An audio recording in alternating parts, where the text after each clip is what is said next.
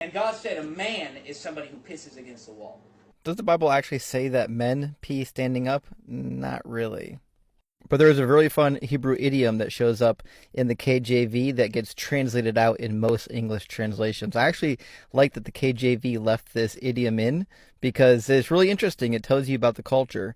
One of the ways that you could describe a man in the ancient world is just someone who pees against the wall because they pee standing up. And we find that in the KJV Bible. For example, in 1 Samuel 25:34, it refers to all the people that are going to be annihilated. It says, "Surely there have not been left unto Nabal by the morning light any that pisseth against the wall."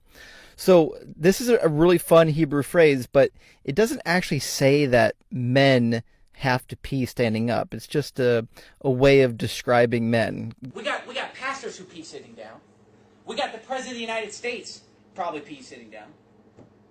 We got a bunch of preachers, we got a bunch of leaders who don't stand up and piss against the wall like a man. And I'm going to tell you something, that's what's wrong with America. God is not saying that you're not a real man if you don't pee against the wall. In fact, if you want to take this dead literal, then we should assume that we should be peeing outside on walls and not in toilets. It's because the editors of the NIV pee sitting down.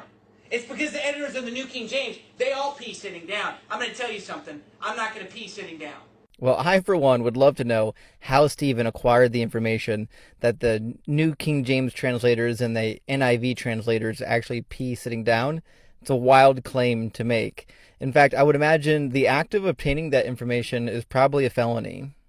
Who would have guessed that a guy who shouted for 30 minutes about peeing sitting down is also being charged with abuse by his own children? Pastor who called for the execution of gay people accused by his children of abuse. Never could have saw that one coming.